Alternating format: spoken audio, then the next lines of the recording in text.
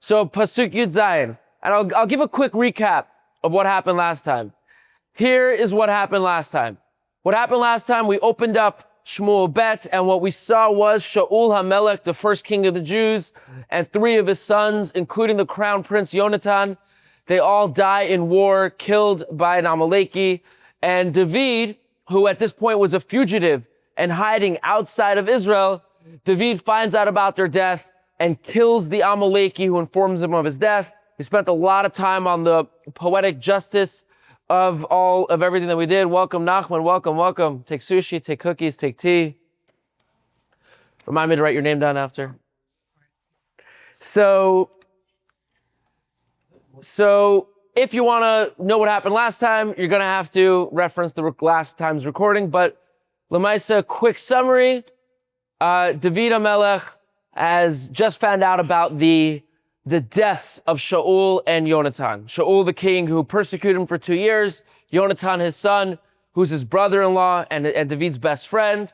And now we're going to see the eulogy, the lament that David does for Shaul and Yonatan. So it's going to be very poetic. We're going to explain a lot of things, and then we're going to get into maybe something a little more controversial. So, Pasuk Zayin. Vayikonen David et hakina. David lamented the following kina. Hazot, this kina, on Shaul, va'al Yehonatan, and Yehonatan beno, his son. So this is the lament, this is the kina that David does for Shaul and Yonatan. And the Tanach is going to give it to us in full detail, right? It says this kina. We're going to get the full words that David said. Now, why does it do that? It's trying to highlight something.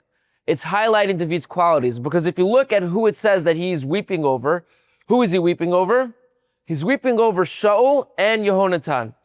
Equally, entirely, Shaul's name is even first. The reason why this is important is because Shaul tried to kill David many times. Yonatan is his best friend who handed over the kingship. And yet, David is lamenting both of them equally. So this is showing you, the tremendous nature of David. Okay. Now, when somebody dies, what do? We eulogize them, right? Like, this is normal what David is doing, right? You say their good deeds. You talk about the great anguish that their death brings, etc., etc. So all this is normal. And it could also be that maybe David is lamenting them because people might think David is happy that Shaul was killed so he can become the new king.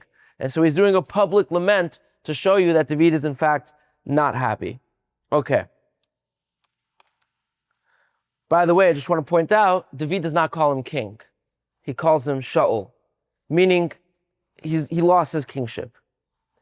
Also, David does not lament the 2 other children of Yonatan who died over here, Avinadav and Malkishua. Maybe he didn't know they died, or maybe it's because of his great love for Yonatan. But let's see what happens.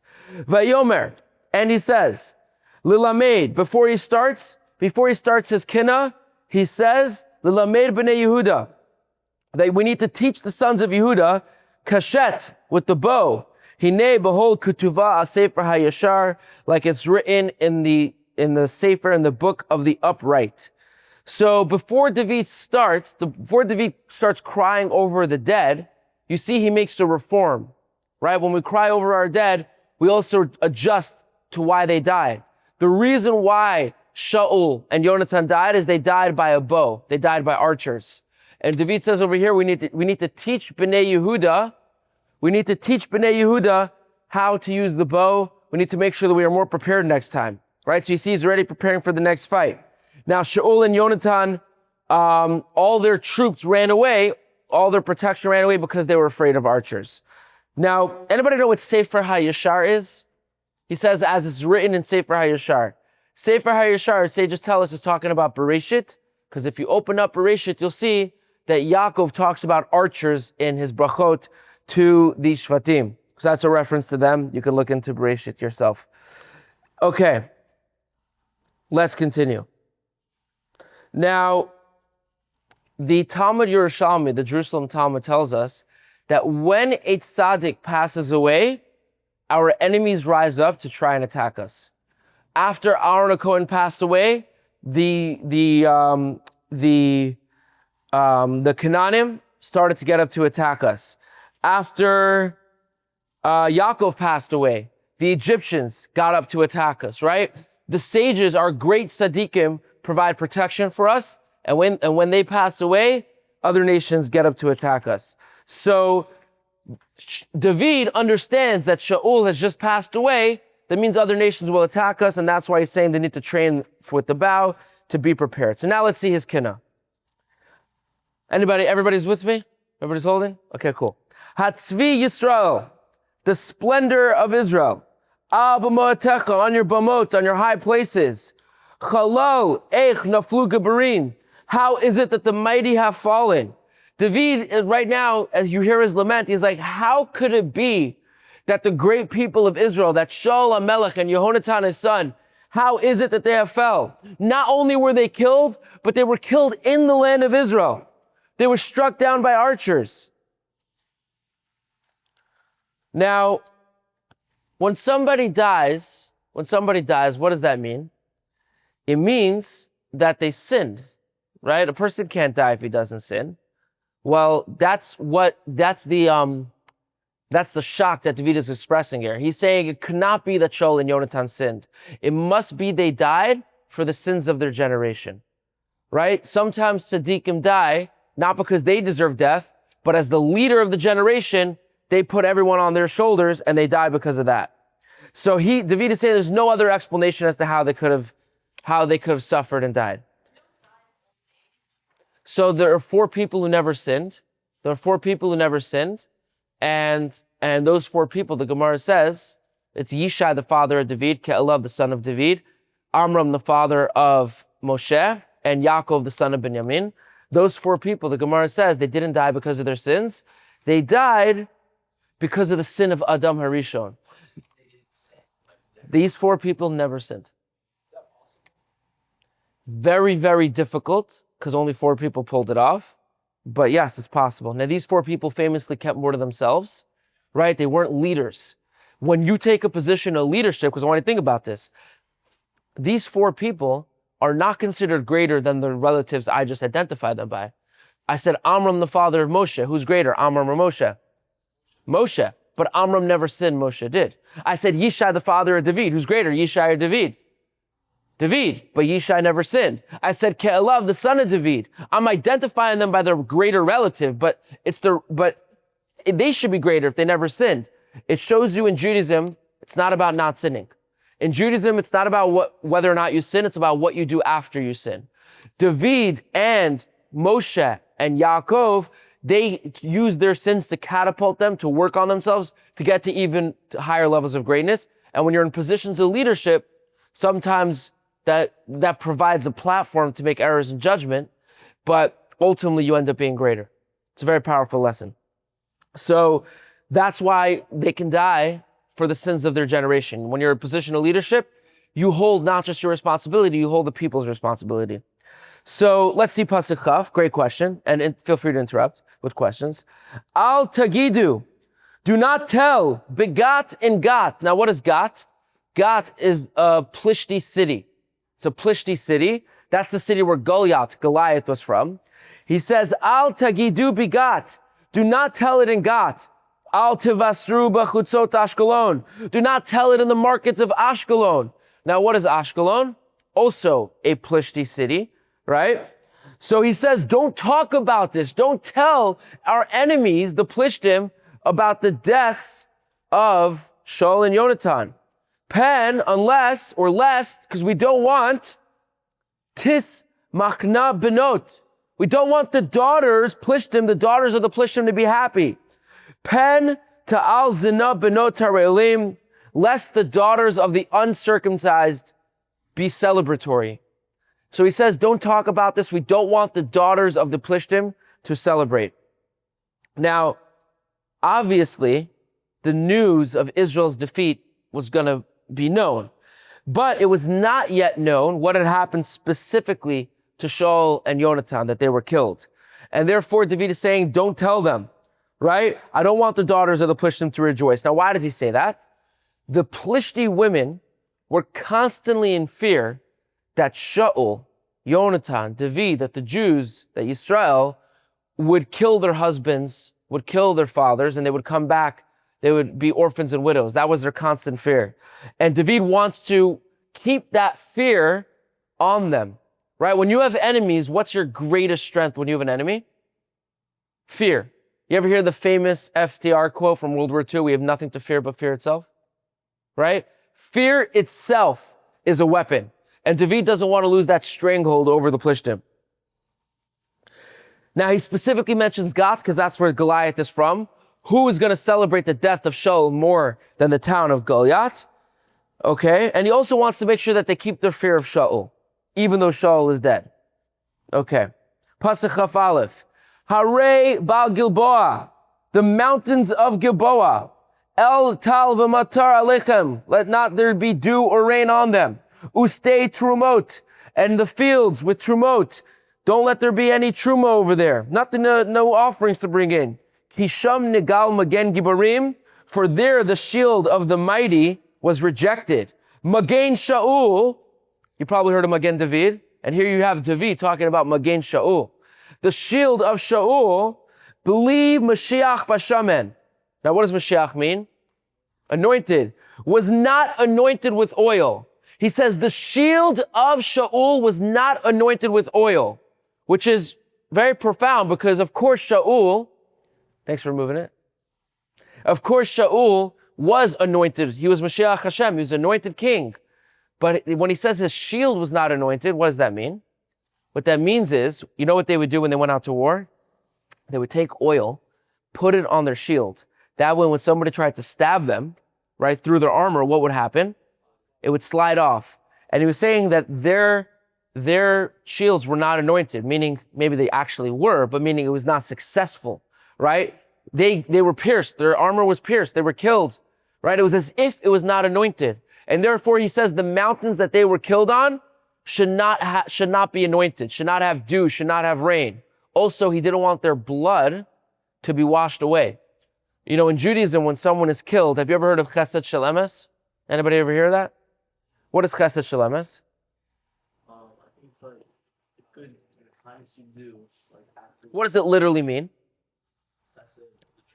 Chesed Shel Emet, right? The ultimate Chesed, pure Chesed, true Chesed. Why? You know, if I do anything for anybody in this room right here, you can repay me. Even if I do it with full heart, it's not a Chesed Shel Emet. There's something in it for me. Even if, you know, me not stealing from you is because I want a productive society where nobody steals, right? But when you do something for the dead, they can never repay you. That is a Chesed Shel Emet. So my father runs an organization called Chesed Shel Emet, and I'm part of it. What do? When somebody passes away, if they pass away in a traumatic, tragic way, we make sure that all parts of them are buried. All of their blood is buried and everything like that.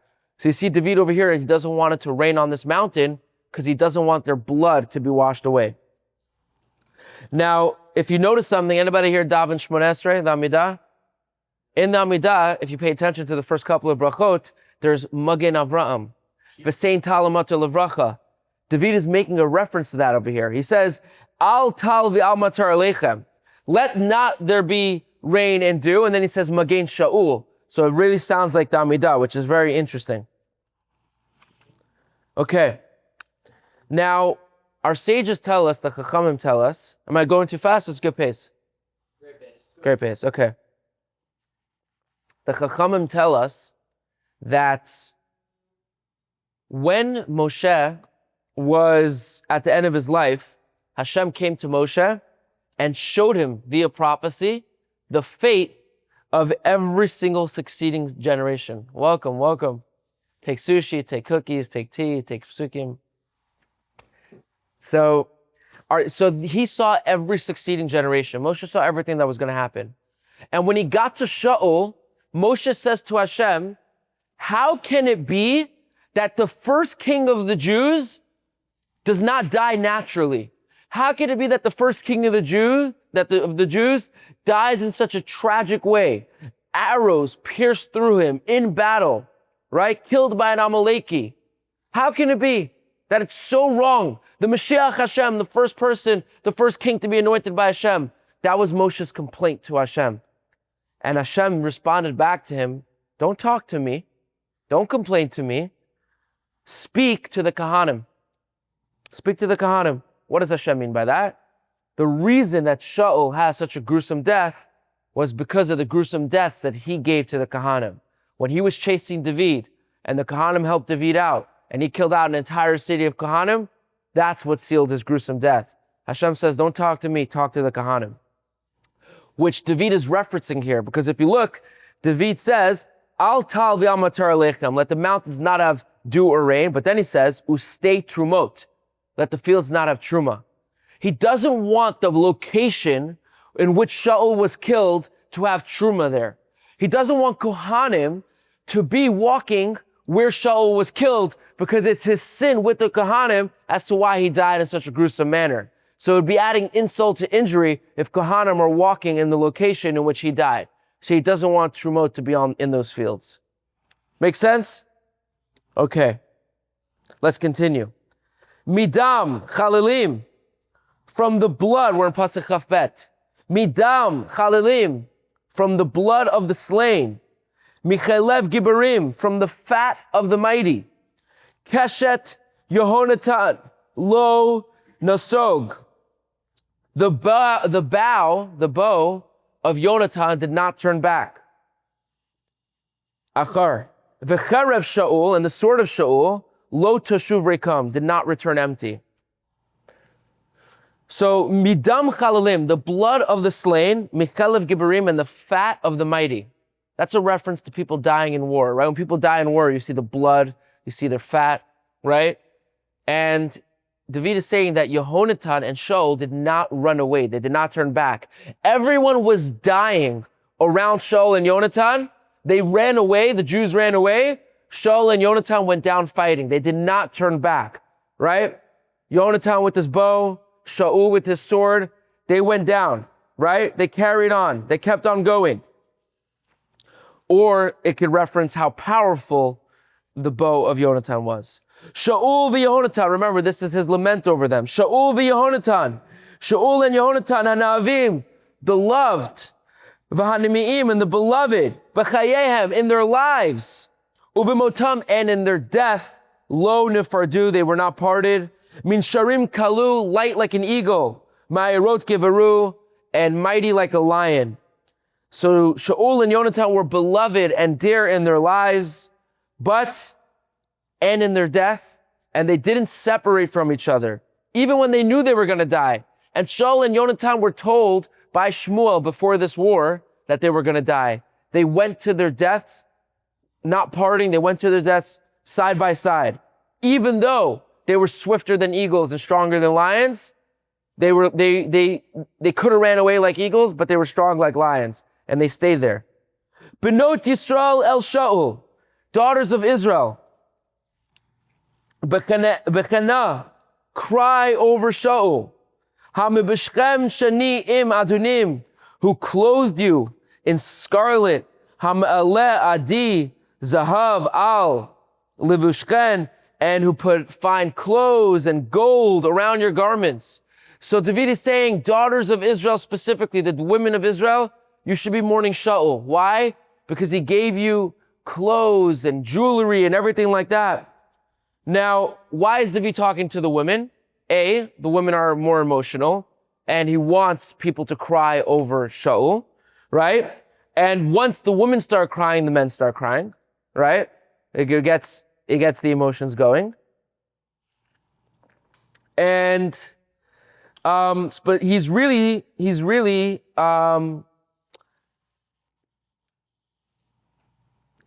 talking about what Shaul did in his life for women. Right? Whenever, in the past, whenever the men of Israel would go out to battle and they would return victorious, Shaul would have them bring back gifts for their wives. He would make sure that the women are taken care of.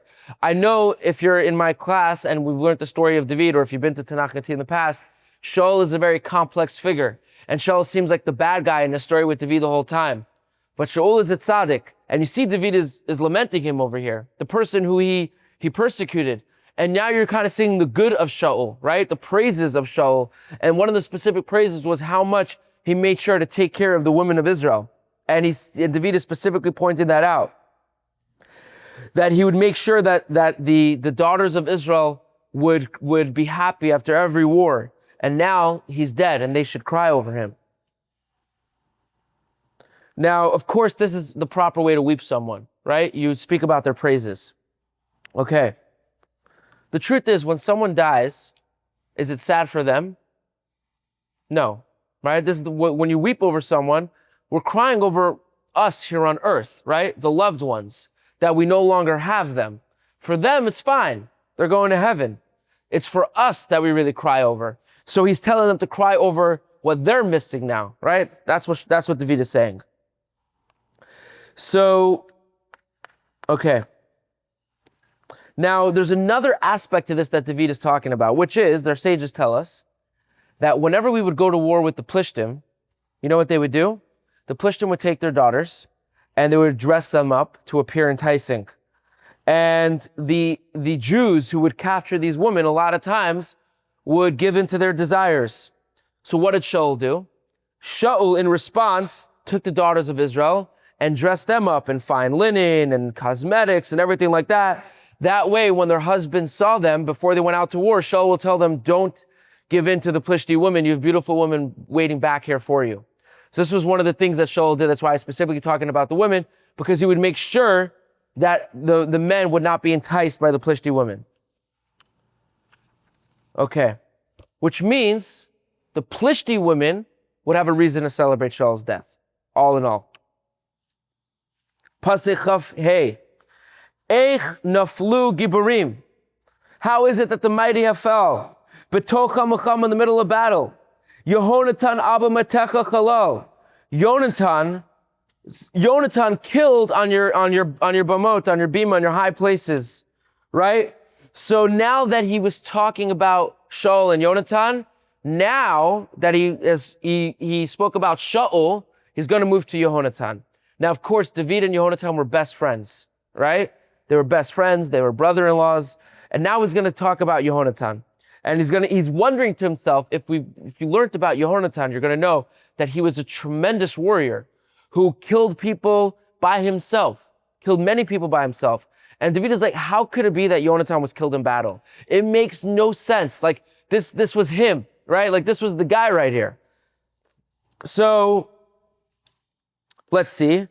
Tsar li, alecha achi Yehonatan. Pain, I'm pained over you, my brother, Yehonatan. Now, of course, is he literally his brother? Now, of course, you could imagine him referring to any person, how he felt like about him as his brother, but they are literally brothers-in-law, happens to be. Namati li, you were very dear to me. Ma'od nifla'ata. Avatecha li ma'ahavat nashim. Your love was more wonderful to me than the love of women. Now we're going to address some controversy. So now the conversation will get spicy. So when people read this line and other lines in Tanakh, there are people who want to use the Torah to further their agendas of a lifestyle that they want to live. Let's just put it like that. I've heard it from many people before. If you go to a very liberal, there's, Haaretz in Israel, it's a very liberal, they will write articles and they will talk about how David and Yonatan were really gay. That's what they'll write about. And you'll see this a lot. You go on the internet, you could search up David and Yonatan, and I've heard a lot of Israelis who it's a thing that's said in Israel and in some circles, and also in America, that David and Yonatan were really gay. Now, where do they get that from? They get that from a line like this, right? That your love was more wonderful to me than the love of women. Also, it talks about how David and Yonatan in previous Pesukim, how David and Yonatan, how their souls were tied together. And Yehonatan loved David like he loved himself. And such other Pesukim are referenced. And then they'll also take other Pesukim. So, first of all, I want to tell you that no such commentary ever existed saying that they were that. It only started in the last 100 years and when the world decided to kind of push this. But still, we're going to defend them because this thought exists out there. And so we need to answer it. I'll tell you what this line actually means. But first, let's talk about what it for sure doesn't mean. It very obviously does not mean what those people say it means. Why is it obvious? I'll tell you why it's obvious. One of the beautiful things about our Torah, about Tanakh, is that it does not hide the sins of the greatest people. David sinned with Bathsheba, for example. By the way, David very famously had lust for women. So just to put it aside. But and by the way, he's married to Yonatan's sister, Michal. But he very famously had lust for women, and he got punished for it, right? You know the whole story with Bathsheba? Yeah. David was looking out from his palace. He saw a woman bathing on a rooftop, and he slept with her, right? And this woman was married, and the whole thing, David was punished. The baby died. Then he had another baby with this woman, and the baby is Shlomo Hamelech. It's a whole thing. The point is, her husband was really in war, and he got her husband killed. We spoke about it in class. Maybe you missed that day. We spoke about it a little bit. We'll speak about it more, B'ezrat Hashem. That's a whole other thing with David we have to deal with, right? When it comes to David, a whole other thing is David, and how could it be one of the greatest Jews to ever live, and he committed adultery and murder? That's a whole other conversation. Yeah, he didn't sin over there. Whole different conversation. Danielle, we spoke about it in the summer. Danielle, did I defend David well? You go out to war, right? It's a whole other conversation. I know. I specifically spoke about it with Danielle on the way back from the hotel to the hotel in Yerushalayim. She seeked me out and she wanted an answer to this. Yeah, when her eyes were bloodshot red. So anyways, that's a whole other conversation that we can do. But I want to answer this conversation. So the first thing that I want to tell you is that when David sins, it does not hold back in telling us he sinned. Obviously, if David did something like this, right, it wouldn't be celebrated. He would be punished, right? More than that, in the Torah, it very obviously and very clearly says that is a lifestyle that you are not allowed to live, right? And it's pretty harsh against it. Now, modern days, I'm not saying, modern day conversation, a whole different conversation, but clearly, bottom line is it's not allowed. And David Hamelech is one of the greatest people to ever live. So obviously, if he were to do something like that, he would be punished. It's so beyond the pale, I can't believe I have to defend it, but we're going to do it anyway. David was punished. There was a famine in the land for 3 years. You know why? In the Torah, it says that you're not allowed to count the people. You're not allowed to take a census. You ever hear that? And David decided to take a census. And there was a famine for 3 years for taking a census. Now, if you read the Torah, the whole taking a census thing is one of those small things. The whole don't sleep with a man thing is pretty much more intense. It doesn't make any sense, but yet they do it. But now let's talk about what it means. Let's talk about what it means. In Perek Avot, and we'll throw in some more answers as well. But in Perek Avot, it says that a love that is dependent on something will disappear when the thing that is dependent on it is gone. And it gives an example. What's the example that it gives? It says the love that Amnon had for Tamar. Now, who is Amnon? Amnon was the son of David. And Amnon had a beautiful half-sister named Tamar. And as you can see, another crazy story with David, which we'll get into. That's later on. That already happened. But Amnon loved, again, we'll use the term loved his half-sister Tamar. And he actually rapes his half-sister. And once he rapes her, by the way, his brother, who's his full brother of Tamar, ends up killing him, right, in revenge. But anyways, again, Tanakh is like Game of Thrones, as you can hear, David has a lot of controversies that we need to talk about. But anyways, he was killed by his brother, who's the full brother of he was killed by his half brother. Look up to these people. Amnon, absolutely not. Amnon was the oldest son of David, his oldest son. David had 18 wives. Amnon was his oldest son. He raped his half-sister. His half-brother, his half-brother Avshalom, the full brother of Tamar, killed him in revenge. But why do I say this? Because listen to this. Perek Avot tells us, any love that is dependent on something, when that thing disappears, the love is gone. And it uses Amnon as Tamar as an example. Why does he use it as an example? Because Amnon, it says, loved Tamar. And then he raped Tamar. And then he despised her. He hated her. Why? Because this is not love. We have a word for this. What's this? What is this called? Lust. A love that was dependent on his sexual desire. And when he got that sexual desire out, he was rightfully disgusted by what he did. He's disgusted by her, but he's disgusted. It was a love that was dependent on something. When the love is gone, when the thing is gone, the love is gone. And then Perek Yavoda, the next line says, but a love that is not dependent on anything will endure forever. And then it gives an example. What's the example? Like the love of David and Yonatan.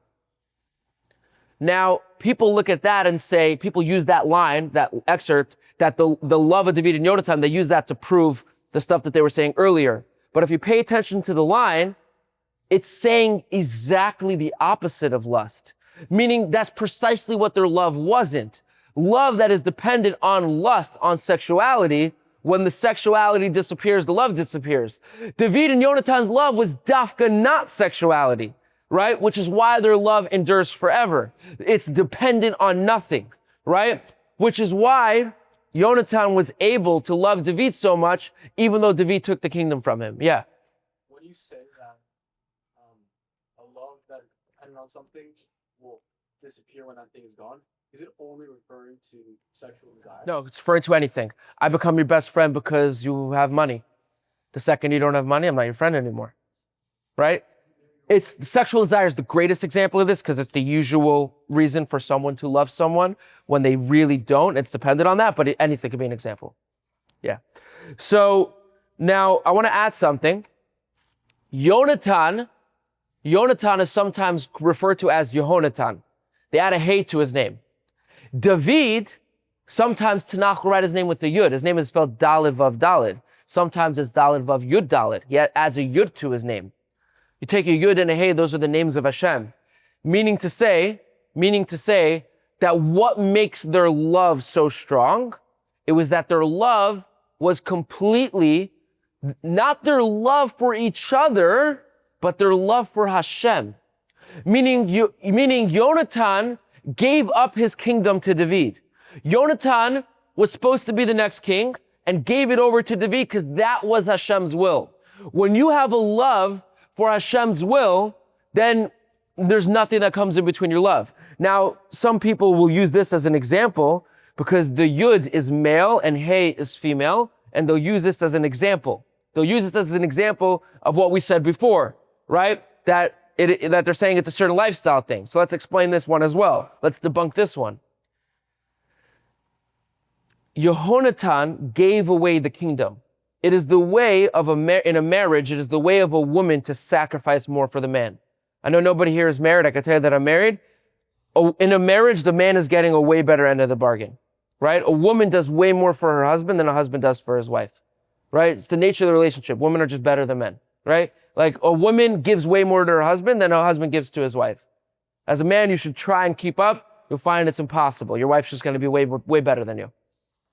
So Yehonatan, who was the more amazing person in this relationship? Who's the person who gave up the kingdom?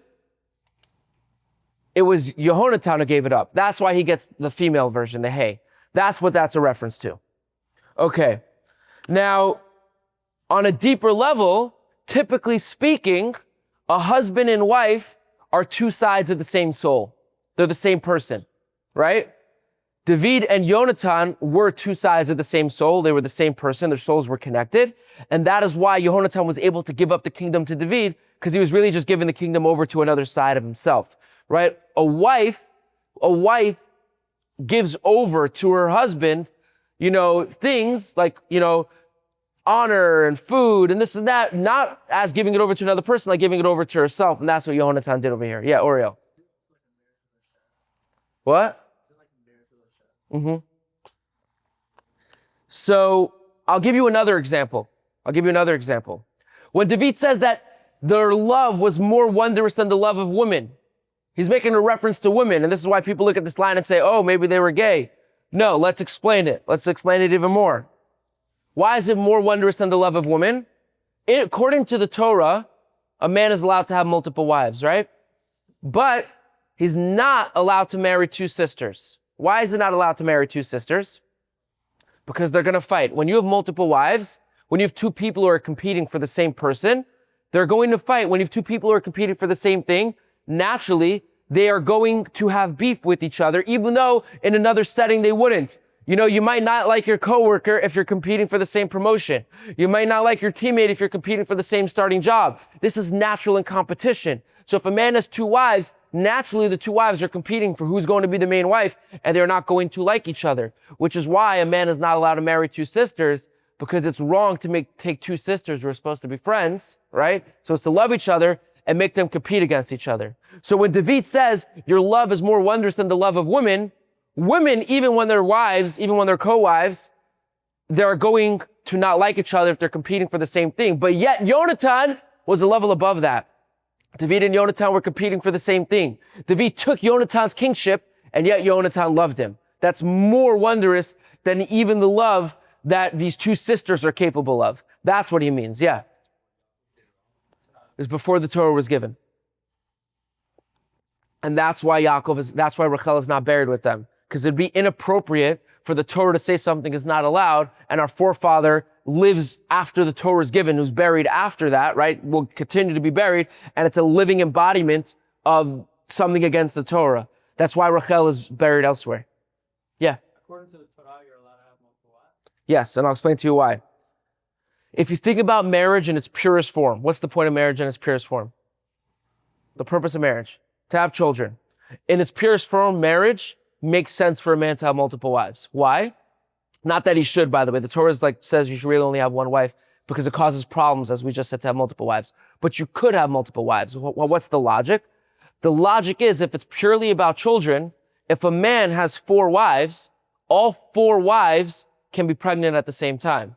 Meaning he has the ability to have multiple wives in the strictest sense of the term. He has the ability to have, all the Shvatim were a lot closer in age than you think, because Yaakov had 4 wives. Like you have siblings who are born 1 month away from each other, right? But a woman can only be pregnant like once at a time, which means she literally does not have more than one husband. She can only have one husband at any given time. A man could have multiple wives at any given time in the sense of creating children. And that's why the Torah allows it. Does that make sense? Yeah, I mean, I don't think there would be any other reason to have only one wife. Right, that in the strictest form of what marriage is for, which is to have children, a man can have multiple wives at the same time. He can have 4 wives and he can have 4 children with them at the same time. A woman literally cannot. Once a woman is pregnant, she can't get pregnant by another man at the same time. When she's not pregnant, then they're not married anymore? No, meaning that's the purest form of their marriage. But when you get to the deeper parts of marriage, then that's when it becomes wrong to have multiple. It's not wrong according to the Torah. Nowadays it is wrong because David had 18 wives and managed to give over love to all 18 of his wives. Today we struggle to love our spouse, even one, like forget taking multiple. And also it does bring some problems, as you see in Tanakh. But also our relationship today is fundamentally different. David's relationship, as you can see, was with Hashem. Like the wives didn't have the role that they have today, which is, everything's different today. You should have one wife and that's it, Baruch Hashem. Yeah. But anyways, that's one understanding of what he says. Another understanding of when he says, your love was more wondrous to me than the love of women, he's talking about 2 specific women. Who are the 2 women he's talking about? He's talking about Yehonatan's sister Michal, and he's talking about who is his wife, and he's talking about his other wife, Avigail. Why is he saying that Yehonatan's love for him was more wondrous than their love for him? Here's why. Michal loved David, and she saved his life from Shaul killing him. She saved his life. There's the whole story. She told David, you need to skip down by tomorrow. She put a mannequin in their bed. Shaul's guards came. They thought that he was in the bed. Michal stalled for time. She saved his life, but she saved his physical life. Avigail, his other wife, there's a whole story we did last year. Avigail saved David's life, his spiritual life. If not for Avigail's intervention, David would have been cut off spiritually. So Michal, his first wife, his first ever wife. He had 18 wives. Michal was his first wife. Michal saved his physical life. Avigail, his second wife, saved his spiritual life. But Yehonatan gave him his kingship. Gave him the very David Hamelech. He's nobody without the Melech portion. So when it says your love was more wondrous to me than the love of woman, it's meaning she saved me physically, she saved me spiritually, you gave me everything that I have. Right? That's what it means. Another example of what it can mean is that it's actually talking about Rachel and Leah. Talking about that Rachel and Leah had love for each other, obviously. But again, there's a certain rivalry built in, but yet they still loved each other.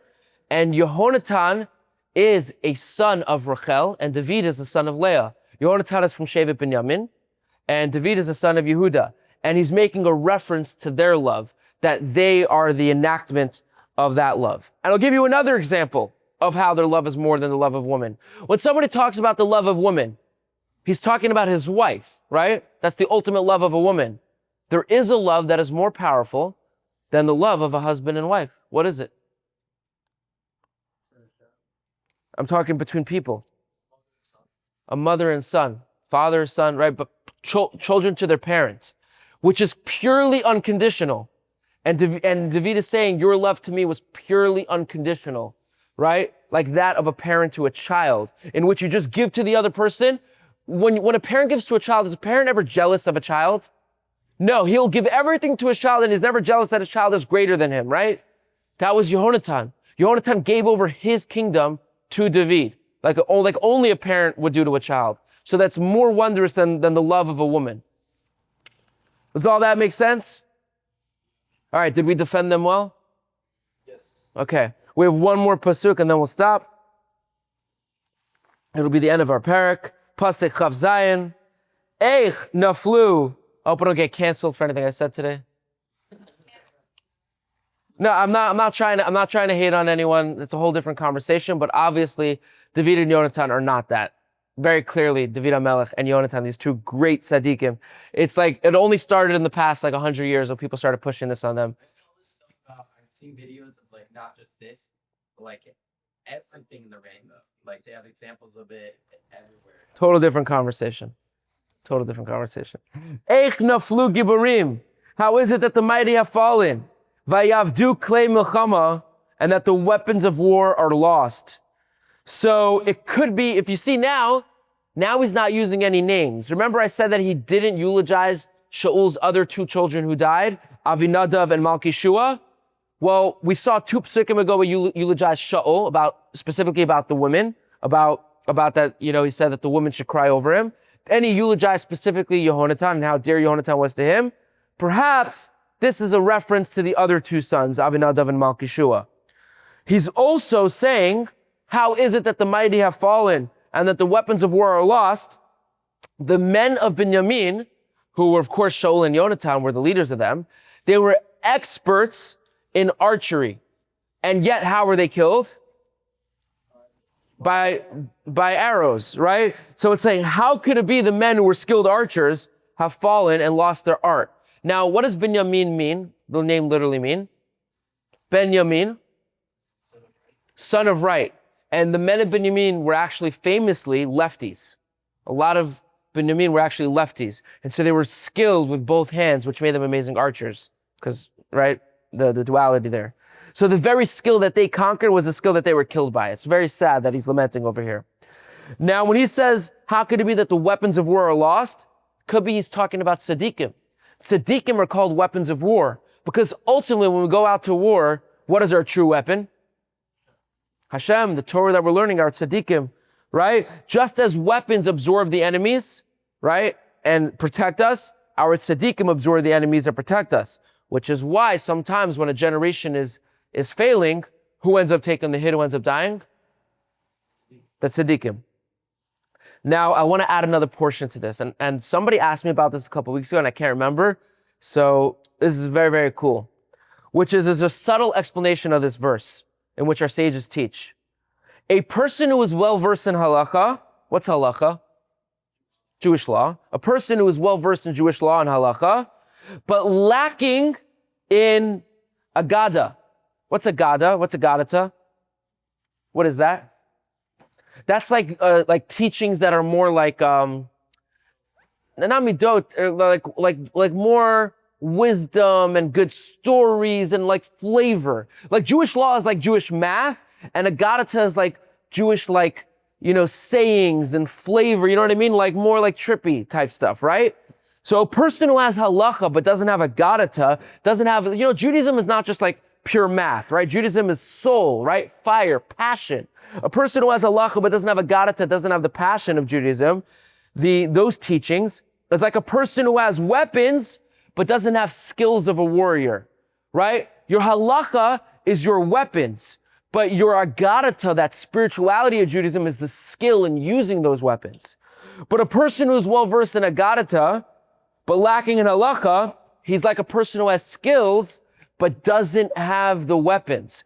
A lot of times, you hear people say, oh, they're not observant, but they're so religious, right? They love Hashem. They put on tefillin every day. They say Tehillim every day, but they don't keep Shabbat. They don't do this. That is beautiful. But they're like a person who has the skills, but without the weapons. And then a person who's doing all the halacha and the very into halacha, but they don't have their midot, and they don't have the passion of Judaism. They have the weapons, but they don't have the skills. You need to be religious and you need to be observant. You need to be both, not just one or the other. And a person who possesses both of these is like a master warrior. You have the weapons and you have the skills, right? So in Judaism, you want to be keeping halacha, but you also want to be, with the passion of Judaism. People always talk about that some people have without the halacha. Very important. And who is the greatest example of this? The greatest example of this is actually the person who's saying this line. David. David mastered both of these branches of Judaism, both of these branches of Torah, right? He was mighty in the battles of Torah. Hashem was with him, meaning his halachot was correct. His halachic rulings were correct. And he's talking about Shaul and Yonatan over here. Shaul and Yonatan were also like this, not on the level of David, but they were both also masters of halacha and agadata. And therefore, David is saying, when he's lamenting them, he's lamenting these great Jews, these great, the mighty have fallen and the weapons of war are lost. He's not talking about literal war. He's talking about how their craft in Judaism, but ultimately David is the highest example of this. And that is the end of this Perek. By the way, if you want to know what year Shaul died, he died in the year 2884, right? Right now it's 5786. So you're talking about 877 BCE. Just to give you some example, the story that we're talking about is 3,000 years ago. And B'ezrat Hashem, when we do Tanach Tea next time, we are going to see David make his next move now, right? Until now, he's been a fugitive. Until now, Shaul has been trying to kill him for 2 years. Shaul is dead. There's no king in Israel. And there are going to be people who want a different king in Israel. And we're going to have a whole other controversy. But now David has lamented him. We kind of dealt with the deaths of Shaul and Yonatan. We're going to move on. We kind of dealt with this made-up controversy about David and Yonatan. And now, next time, we're going to see his next moves. Thank you for coming to Tanach Tea. Any questions, comments, concerns? Yeah, Danielle.